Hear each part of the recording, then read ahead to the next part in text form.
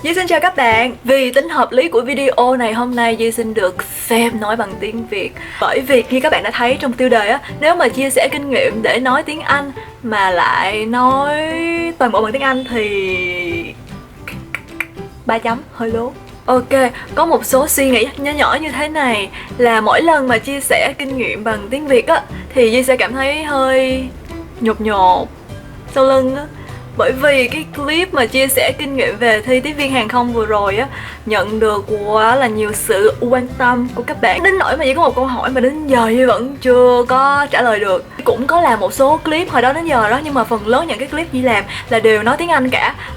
Mà chưa bao giờ nghe các bạn nói nhận xét bất cứ điều gì về cái giọng nói của mình, dù tốt hay xấu. Mà tự nhiên đùng cái là một cái clip bằng tiếng Việt. Thế là thì nên Di cũng hơi nhột nhột thôi, nhưng mà đang làm nè. Ok, bây giờ nhận xét về giọng nói trước đi. Thì nếu mà nói về giọng nói thì Di cũng có thể nói một số giọng như thế này. Nữ tính nha, đây là điệu giải nước luôn nha. Mình tên là Duy. Xin chào các bạn có khỏe không? Mình rất là khỏe đó mà. Tiếp theo là giọng men nha. Rồi hôm nay làm sao? Phải không? Giờ này sao? Bộ bịch gì chưa? Khi nào lấy chồng? Đó là men nha. Còn đây là giọng tiếp viên hàng không. Mà kiểu như là khi mà Di đi bay á, mà khách giận á, thì Di phải nói giọng như thế này. Excuse me, my name is Yui and I heard there's something happening. Can you please just tell me again what was going on? And I'm so willing to listen to you. Okay. Oh, that's why. Oh, really? I understand where you're coming from. And the only thing that I can say is I'm really, really sorry. Is there anything that I can do to make you feel better, sir? Cái đó là tiếp viên hàng không. Nói như vậy để cho người ta không có giận nữa. Còn cái giọng bình thường của Di á, là cái giọng Di đang nói đây, là cái giọng rất là bình thường. Di nói chuyện với bạn bè Di là Di nói chuyện như thế này. Nhưng mà nói chuyện với camera thì nói chuyện khác. Tại kiểu như là không thấy có tính giao tiếp lắm. Như là nếu một người bình thường người ta nhìn thấy mình nói chuyện với cái camera không thì người ta cũng tưởng mình bị khùng. Nói chung là giỡn vậy thôi. Thôi dẹp đi nha. Bây giờ bắt đầu clip nói tiếng Anh nha, đủ nhảm rồi. Ok, cũng như cái video vừa rồi, video này Duy cũng có một số điều lưu ý với các bạn. Thứ nhất, nếu các bạn không thích Duy, nếu các bạn không thích channel của mình, nếu các bạn không thích chủ đề này, hoặc là nếu các bạn không thích giọng nói của Duy thì tại sao các bạn vẫn còn ở đây? Bye, chào thân ái. Thứ hai, cái lý do mà Duy làm cái clip này á không phải là tại vì Duy thấy Duy nói tiếng Anh hay, Duy cũng không thấy là Duy nói tiếng Anh quá tốt. Duy thấy cái mức độ của mình cũng ok, đủ để giao tiếp thôi. Lý do mà Duy làm cái clip này á là bởi vì các bạn đó. Vậy là hiểu rồi ha. Ok, bây giờ Duy sẽ chia sẻ cho các bạn về cái kinh nghiệm của Duy. Hết chứ không phải là kinh nghiệm á, chia sẻ về cái câu chuyện của Duy đến với cái việc học tiếng Anh nha. Nói chung là từ nhỏ ba mẹ Duy cũng đã rất là khá chăm chút cho Duy học tiếng Anh á. Ba mẹ đúng là có tầm nhìn xa khủng khiếp. Thì ngoài đi học ở trường á thì Duy cũng chỉ đi học thầy cô thôi. Mà các bạn cũng biết mà là cái thời điểm của Duy á, các em chắc không biết đâu, nhưng mà nếu mà các bạn đồng lứa Duy thì biết. Hồi xưa thì đi học tiếng Anh thì chỉ chăm chút về phần văn phạm và phần đọc này nọ thôi, chứ còn những cái phần như là nghe và phần nói á thì y như là cũng coi như là không có đi, không có được chăm chút gì hết á. Do đó Duy nghĩ á là viết luận thì chắc là ai cũng viết được ào ào, nhưng mà đến cái phần mà nghe nói á thì hên xui hen, hên xui. Cái lúc Duy còn nhỏ chắc cũng khoảng 11-12 tuổi vậy thôi thì Duy cũng khá là may mắn. Tại vì Duy có họ hàng từ bên Mỹ về chơi, thì mấy em họ của Duy á không có nói được tiếng Việt, chỉ nói được tiếng Anh thôi. Thì lúc đó mình nói chung là từ nhỏ thì đã cũng khá là thân thiện, hòa đồng, cũng thích chơi với mấy em này nọ. Nhưng mà có điều là không có nói được tiếng Anh mà mấy em không có nói được tiếng Việt. Nó cảm giác rất là khó chịu, như là mình muốn lại đi chơi chung mà đi chơi không được, bất đồng ngôn ngữ kiểu vậy á, tức lắm. Bởi vậy thấy mấy anh chị lớn của Duy á mà họ hàng mà nói chuyện với mấy em họ vậy được một chút á, mình ghen tị gì đâu. Giờ nói chung là từ nhỏ thì cũng đã rất là bon chen rồi.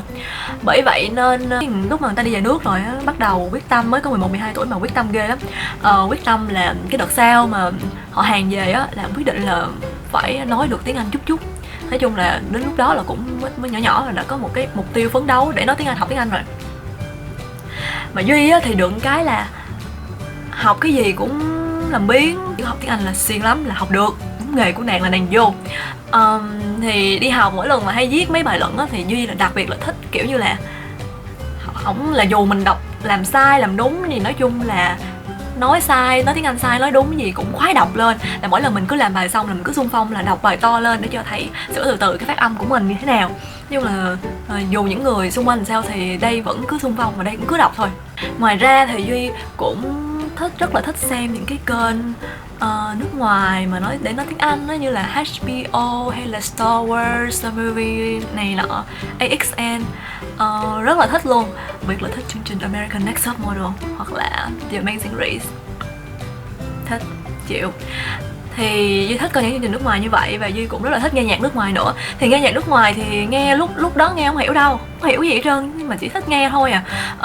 Rồi nghe một lần không hiểu thì mình nghe nhiều lần, nghe chừng 10 đến 20 lần là cũng từ từ, rồi cũng nói chung là mình cũng pick up là mình cũng nghe được 1-2 từ và cũng hiểu nhảm cái đó. Nhưng mà nghe riết là ý gì nói là nghe riết là cũng hiểu chút gì đó thôi. Rồi lại nhớ đến lên những cái năm mà học cấp 2, cấp 3 thì có môn tiếng Anh á, thì hay có làm thuyết trình nhóm gì đó là hay xung phong đứng lên thuyết trình. Đúng sai gì cũng mặc kệ, nói hay nói dở gì cũng mặc kệ, đây khoái đứng lên xung phong mà đi thuyết trình bằng tiếng Anh. Ok, bạn xung phong. Nói chung là Duy cũng rất là chịu nói, cũng không có sợ người ta nghĩ cái gì hay là nghĩ mình như thế nào. Không ai xung phong thì tôi xung phong thôi, thì tôi nói thôi. Dù tôi nói dở mà giờ bạn không xung phong thì bạn ráng nghe thôi chứ giờ sao giờ, đúng nè. Rồi khi mà Duy lên đại học á thì Duy học ở trường Đại học Quốc tế, Đại học Quốc gia Thành phố Hồ Chí Minh hay còn gọi là trường IU á. Thì có vẻ là tại vì cái môi trường học bằng tiếng Anh, giáo viên giảng bài bằng tiếng Anh này nọ hết, thì có vẻ nên cái khả năng tiếng Anh của mình cũng lên đô được một chút.